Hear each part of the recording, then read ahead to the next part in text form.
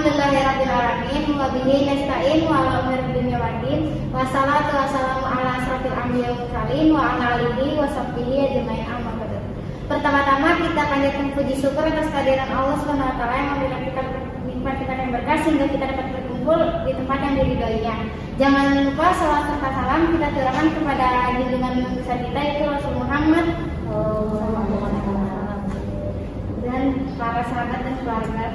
Podcast kita kali ini bertema menyambut Ramadan. Sebelum kita mulai podcast kali ini, yuk kenalan dulu sama narasumber kita, yaitu Bu Ita Rosita, SPDI. Kita bakal ngelakuin Q&A tentang apa sih itu Ramadan. Kita persilakan Bu Ita untuk memperjelaskan.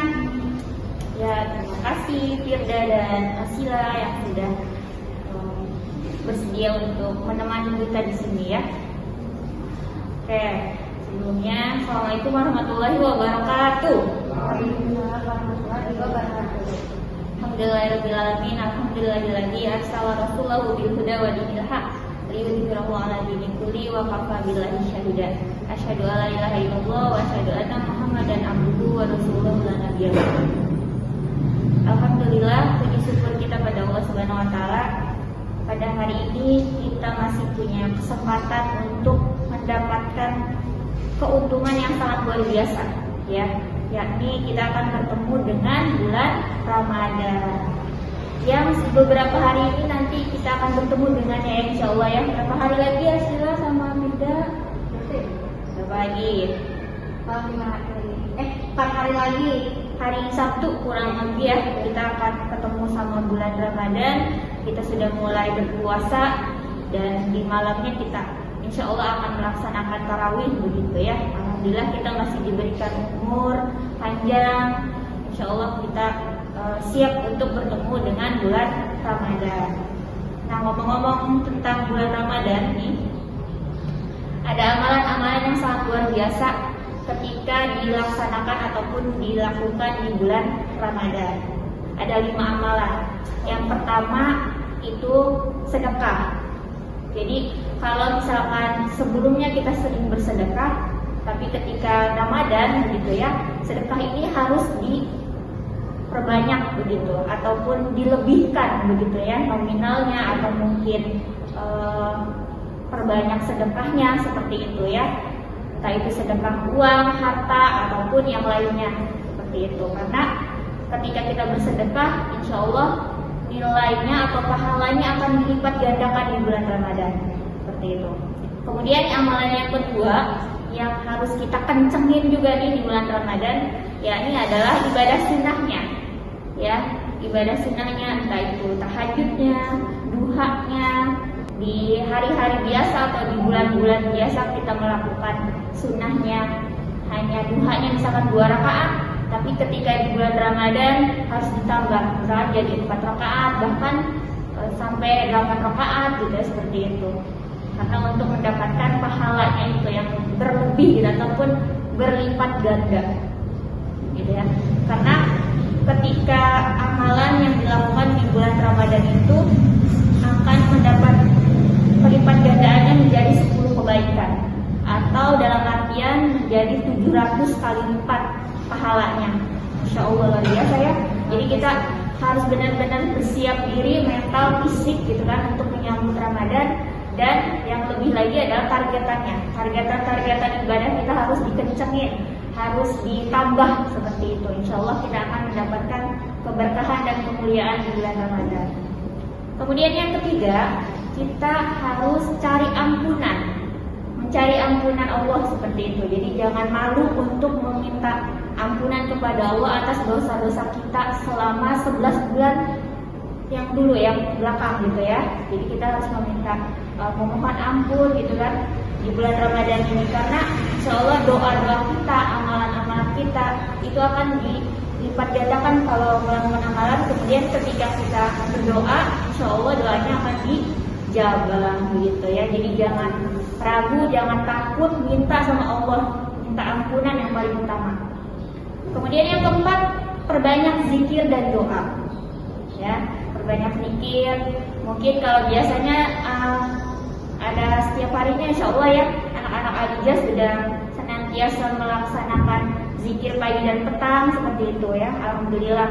Nah itu zikirnya bisa ditambah dengan mungkin beristighfar gitu ya 100 kali, atau ada salawatnya juga ditambah jadi 100 kali juga, dan lain sebagainya. Kemudian perbanyak doa. Kemudian yang terakhir, amalan yang harus dikencengin juga di bulan Ramadan, yakni adalah khatam Quran gitu ya. Kita harus punya targetan untuk menghatamkan Al-Quran. Kalau misalkan di bulan-bulan biasa itu sedikit susah begitu ya untuk menghatamkan Al-Quran, nah ketika Ramadan ini kita harus punya targetan. Saya harus khatam 1 kali khatam Al-Quran misalkan gitu. Kalau misalkan berat bisa dibagi waktunya. Setelah selesai sholat bisa 2 lembar begitu ya, sampai 5 waktu sholat begitu ya. 2 lembar dikali 5 kali waktu sholat itu bisa menjadi berapa nak? 10 ya, 10 lembar. Nah itu udah sampai 1 juz sehari. Jadi sehari hitungannya 1 juz tuh. Insya Allah dalam Ramadan selama 30 hari kita membaca Quran sebanyak 1 juz sehari, berarti kita udah khatam begitu ya. Jadi insya Allah nanti kita punya targetan yang sangat banyak gitu insya Allah ya. Kita tulis targetannya di bulan Ramadan dan dilaksanakan dengan sebaik mungkin dengan penuh keikhlasan, insya Allah kita akan mendapatkan pahala yang berlipat ganda tersebut. Itu mungkin yang bisa disampaikan begitu ya. Makasih ya Bu ya penjelasannya. Gak usah lama-lama lagi, yuk kita mulai webinar kita. Ini ada pertanyaan dari Alizas. Nah, yang pertama, apa sih arti puasa yang tepat? Silakan Mbak Ida. Kayak puasa. Berbicara puasa itu asal katanya dari asyam atau asaum. Ya, artinya adalah menahan diri. Ya, dari segi istilah, puasa itu sendiri adalah menahan diri dari segala sesuatu yang membatalkan puasa sesuai dengan ketentuan syariat seperti itu ya. Dari mulai terbit fajar sampai terbenamnya matahari seperti itu. Jadi dari mulai subuh sampai ketemu maghrib. Jadi menahan diri dari segala yang membatalkan puasa selama itu. Seperti itu sih pengertian untuk puasa ya. Pertanyaan kedua dari Alizas adalah puasa bulan Ramadan merupakan rukun Islam yang keberapa? Yang keempat. Yang pertama apa? Rukun Islam yang pertama apa? Syahadat. Kemudian sholat, zakat, puasa, dan haji. Itu ada 5 rukun Islam yang harus dijalankan oleh umat muslim ya, ataupun kita sendiri sebagai hambanya Allah gitu kan, supaya kita diakui ataupun sebagai tanda kita tuh beriman kepada Allah, otomatis kita harus menjalankan rukun Islam yang 5 tersebut. Adapun untuk haji itu jika mampu gitu ya, ada keringanan jika mampu dilaksanakan, dan jika tidak mampu bisa melaksanakan ibadah-ibadah yang lain yang senilai dengan ibadah haji seperti itu. Jadi puasa ini menjadi rukun yang paling penting, itu harus dijalankan oleh umat muslim seperti itu, rukun yang keempat tadi. Dan sesuai dengan hadis Rasulullah begitu ya, di hadis Arba'in itu disebutkan ada 5 pilar ya, sesuai dengan rukun Islam itu sendiri. Ada 5 pilar yang membangun Islam itu sendiri. Jadi yang pertama adalah bersyahadat gitu ya, syahadat kepada Allah Subhanahu wa taala, mengakui bahwa Allah itu tidak ada Tuhan selain Allah. Kemudian mengakui Nabi Muhammad sebagai utusan Allah. Kemudian juga menjalankan ataupun menunaikan sholat 5 waktu. Kemudian yang ketiga menunaikan zakat. Dan yang keempat ini menunaikan ataupun menjalankan ibadah puasa, atau yang disebutkan di dalam hadis itu adalah puasa Ramadan begitu. Dan yang terakhir adalah berhaji gitu ya, pergi berhaji ke Baitullah atau ke Mekah seperti itu. Oke, kita lanjut ke pertanyaan ketiga. Hukum melaksanakan puasa bagi anak-anak adalah Oke, bagi anak-anak puasa itu tidak diwajibkan, ya. Kayak usia misalkan SD, misalkan SD-nya mungkin baru atau TK gitu ya. Kalau SD mungkin udah mulai diajarkan begitu ya. Dan TK pun itu usianya sudah diajarkan untuk berpuasa gitu kan. Kalau melihat kondisi fisik anaknya itu sudah kuat gitu ya, sanggup, sebagai walinya atau sebagai orang tua begitu ya, itu harus melatih gitu ya, ataupun mendidik anaknya untuk latihan berpuasa seperti itu. Karena di zaman Rasulullah pun kata Rasul, para sahabat itu anak-anaknya senantiasa dilatih untuk berpuasa walaupun usianya belum nyampe usia balik gitu ya, atau usia remaja, usia dewasa. Tapi di usia-usia 7 tahun udah mulai dididik ataupun dilatih untuk berpuasa. Supaya apa? Supaya kuat gitu ya, supaya kuat dan supaya tahu begitu ya rasanya berpuasa seperti apa gitu ya. Ketika dia balik nanti sudah terbiasa untuk melaksanakan puasa. Jadi kalau dikatakan hukumnya untuk anak-anak belum diwajibkan, tapi sangat dianjurkan seperti itu. pertanyaan apa? Sedangkan orang yang sudah balik dan berakal melaksanakan puasa itu hukumnya apa? Hukumnya apa beda? Kalau yang udah balik ini, kita kan udah balik belum? Udah. Hukumnya apa? Wajib teman-teman. Jadi kalau yang sudah balik gitu ya, bagi laki-laki sudah keluar air mani, kemudian bagi perempuan sudah haid begitu. Nah itu tanda-tanda dia sudah balik dan sudah jatuh ya, jatuh hukumnya wajib untuk melaksanakan puasa. Seperti itu. Jadi jika ditinggalkan ataupun tidak melaksanakan berarti dia berdosa. Karena amalan seseorang itu dijatuhkan untuk dirinya sendiri gitu ya. Pahalanya untuk dirinya sendiri. Kemudian ketika dia tidak melakukan ya berdosa, ditanggung sendiri seperti itu. Jadi sudah wajib hukumnya untuk melaksanakan puasa. Sekarang pertanyaan nomor 5. Apa arti fidyah? Oke, fidyah di dalam agama kita di Islam yaitu adalah artinya pengganti atau mengganti atau menebus ya sejumlah harta benda dalam kadar tertentu seperti itu yang wajib diberikan kepada fakir miskin sebagai ganti ibadah yang kita tinggalkan. Dalam hal ini adalah ibadah puasa. Jadi jika seseorang itu sudah tidak mampu untuk menggantinya dengan puasa seperti itu, bisa dia menggantinya atau menebusnya puasa tersebut dengan membayar fidyah seperti itu. Jadi wajib ya, wajib untuk membayar fidyah karena kan yang ditinggalkannya adalah ibadah puasa Ramadan, dan Ramadan ini ada kewajiban untuk semua umat muslim. Jadi kalau ditinggalkan dan ketika tidak bisa diganti dengan puasa lagi, bisa membayar fidyah seperti itu. Oke, sekarang pertanyaan nomor 6. Ukuran fidyah bagi orang yang dikeluarkan sebanyak 1 mud sama dengan berapa gram? Nah ini matematika nih ya. 1 mud berapa gram teman-teman? 1 mud itu kurang lebih atau kalau tidak salah ya 0,6 kilogram. Jadi kalau dirubah ke ukuran gram seperti itu, berarti 0,6 kilogram dirubah ke gram jadi berapa tuh nak?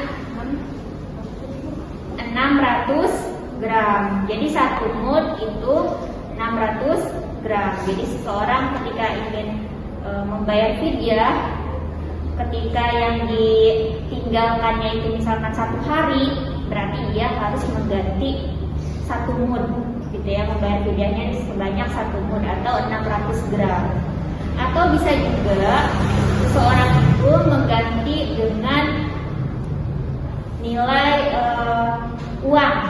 uang sejumlah makanan pokok yang biasa sehari-hari kita makan seperti itu, atau mungkin dengan beras seperti itu bisa ya. Kalau untuk makanan diganti dengan makanan pokok itu bisa senilai makanan itu sendiri. Misalkan di Serang nih, di kota Serang, untuk wilayah Serang satu makan yang porsinya standar gitu ya, itu di kisaran berapa harganya, misalkan 25.000.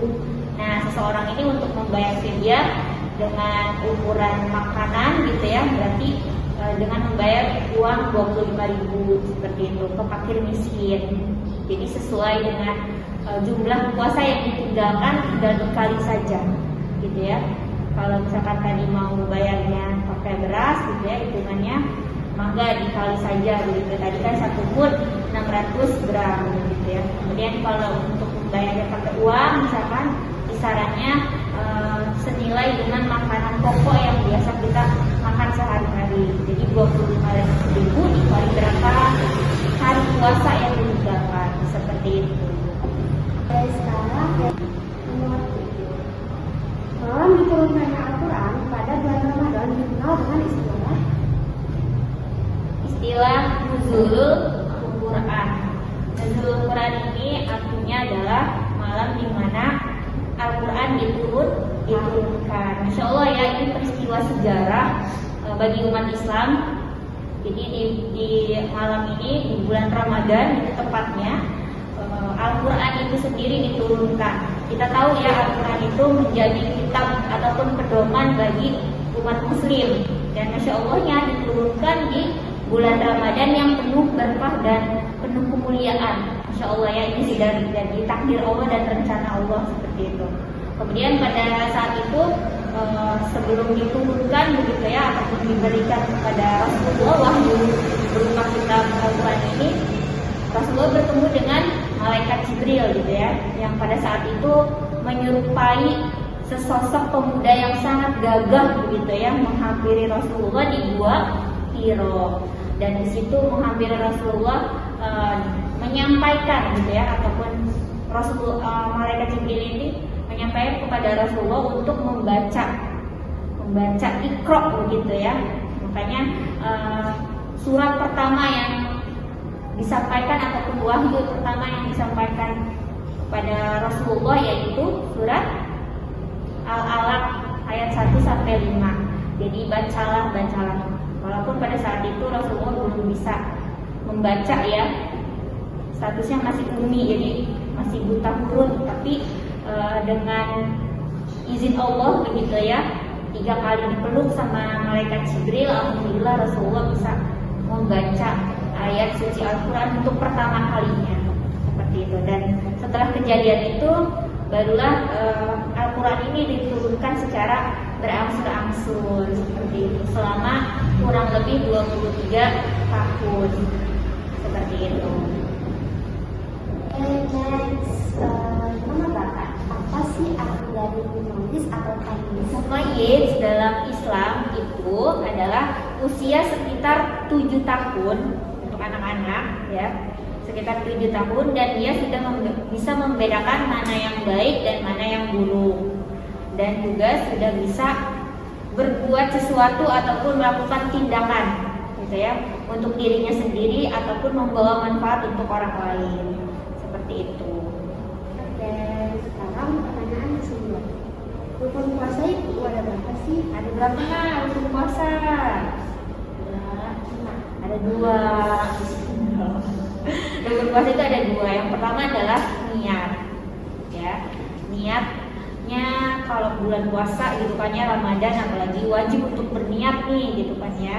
Dan niatnya itu diucapkan ataupun dilafalkan ketika selesai tarawih gitu ya, di malam harinya seperti itu. Jadi niat itu menjadi rukun puasa. Yang kedua adalah menahan diri dari segala sesuatu yang membatalkan puasa. Jadi ada 2 rukun di dalam puasa seperti itu.